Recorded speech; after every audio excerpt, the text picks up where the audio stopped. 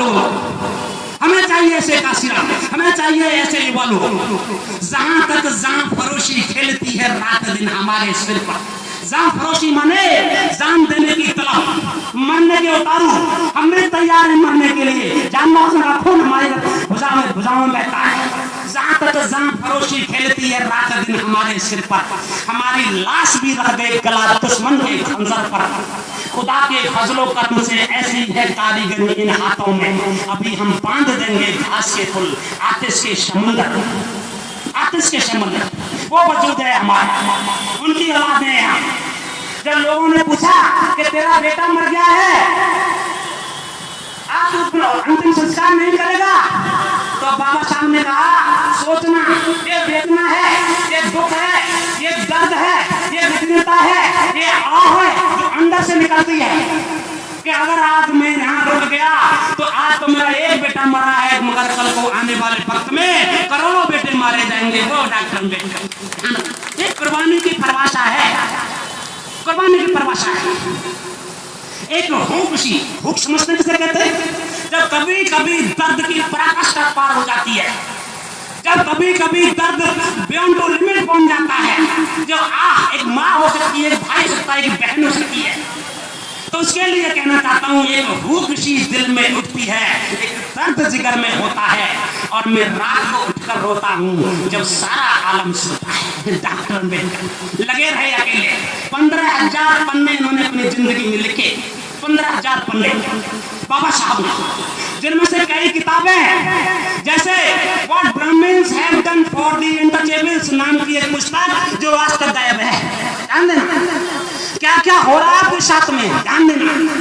मैं दिल्ली रहता हूँ, वहां पर अम्बेडकर फाउंडेशन है। वो अम्बेडकर फाउंडेशन इंग्लिश के वॉल्यूम तो पब्लिश करता है, लेकिन हिंदी की किताबों को पब्लिश नहीं करता, क्योंकि वो जानते हैं कि ये लोग इंग्लिश में नहीं पढ़ेंगे, हिंदी में तो पढ़ते नहीं है, इंग्लिश में कहां से पढ़ लेंगे। इंग्लिश के वॉल्यूम ये सरकार छापती है, लेकिन हिंदी की किताबें बाबा साहब की नहीं छापती है। ध्यान देना कितना बड़ा खतरनाक साजिश साहब के खिलाफ है। वहां पर एक व्यक्ति है, आप कभी आपने किताब पढ़ी होगी बाबा साहब की अंतिम पुस्तक है बुद्धा एंड धम्मा, पढ़ना कभी जाकर के। उस बुद्धा एंड धम्मा पुस्तक के 2 वर्जन हैं, एक हिंदी वर्जन है, एक इंग्लिश वर्जन है। जो इंग्लिश वर्जन है उसमें फॉरवर्ड नाम का इंट्रोडक्शन नाम का जो पन्ना दिया हुआ है, बाबा साहब ने खुल के लिखा है उसमें, इंग्लिश वाली किताब में, कि आत्मा नहीं है। पहले पन्ने पर जो फॉरवर्ड इंट्रोडक्शन लिखा हुआ उसकी बात कर रहा हूँ। ये कितनी बड़ी साजिश के खिलाफ है, ध्यान देना। ये बारीकियां है, ये हमारे बिना पढ़े का मामला है, ये हमारी शिक्षा का मामला है, हमारे अज्ञान का मामला है, बिना किताबों का मामला है। उसमें लिखा है कि दुनिया में कोई आत्मा नहीं है, परमात्मा नहीं है, ईश्वर नहीं है, भगवान नहीं है, अल्लाह नहीं है, कुछ भी नहीं है। ये बाबा साहब ने अपनी पुस्तक में लिखा है बुद्धा एंड धम्मा में। मगर उसी पुस्तक को अगर आप हिंदी में पढ़ोगे तो उस पुस्तक में वो पन्ना है ही नहीं, उस पुस्तक में वो पन्ना है ही नहीं। आप कहां तक लड़ोगे?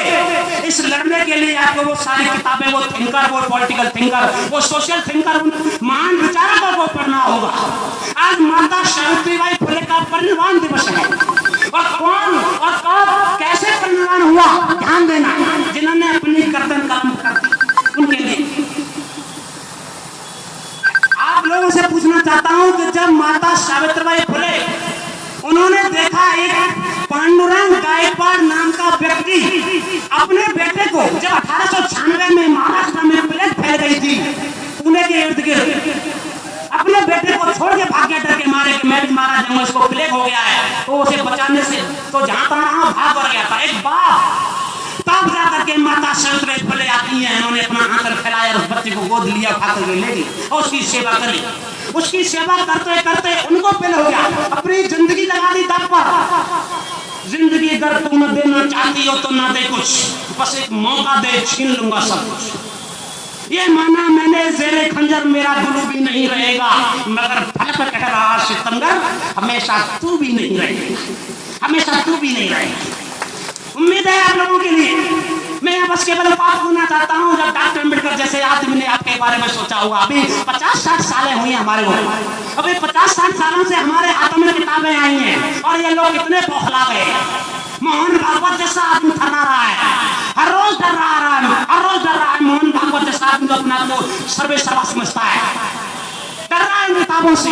वो डर रहा है कि हम कहीं किताबें न उठा लें, हम कहीं कलम न उठा लें, हम कहीं उन पुस्तकों को न उठा लें। सोचिएगा, अभी तो हमने किताबों को सिर्फ देखा है, पढ़ा नहीं है, क्योंकि बाबा साहब की किताबें हमारे घरों में नहीं है। किसी गलती से कई घरों में है भी तो वहां पर सिर्फ शोकेस में सज रही हैं, पढ़ी नहीं जा रही है।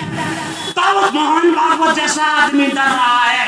अभी मुक्तेश्वरानंद जो शंकराचार्य है वो कहता है कि इस देश को हमें अम्बेडकरवाद से खतरा है, इस्लाम से खतरा नहीं है। सोचे, क्योंकि अम्बेडकरवाद यथार्थ पर, सच्चाई पर, ईमानदारी पर, सत्य पर आधारित है, तर्क पर आधारित है। अम्बेडकरवाद उन आर्गुमेंट पर आधारित है। जब बुद्ध एंड धम्मा को पढ़ेंगे आप जाकर के, तो उसमें 67 पुस्तकों का निचोड़ बाबा साहब ने डाला है। भला 67 किताबों को पढ़ा होगा। सोचिए, एक किताब लिखने के लिए रेफरेंस सहित लिखा है। हमारे पास कितना खजाना है, हमारे पास कितना बड़ा कृष्ण है हमारे पास में, वो हमसे ऐसे ही जा रहा है। किताबें भी बंद हो गई है। बाबा साहब अम्बेडकर की जाके सवाल आप लोगों के पास में है। आप लोगों से यही कहना चाहता हूं कि मैं बहुत दूर से इसलिए नहीं आया कि मेरा जयंती या कोई चीज है, नहीं, इसीलिए आया हूं कि आने वाला वक्त बहुत खराब है। अगर हमें आप स्वयं के बारे में न सोचें, अपने बारे में न सोचें कि हमारा क्या होगा, हमारा तो मिटना तय है, हमारा तो मिटना तय है, क्योंकि ये पीढ़ी मारी जाएगी, अगली पीढ़ी लड़ाई करेगी और अगली पीढ़ी जाकर के राज करेगी। हमारा मरना तय है, ये जान लेना। क्योंकि पिछले काफी वक्त से बहुत कुछ डूबा है हमारा, बहुत कुछ टूटा है हमारा, बहुत कुछ खोया है हम लोगों ने।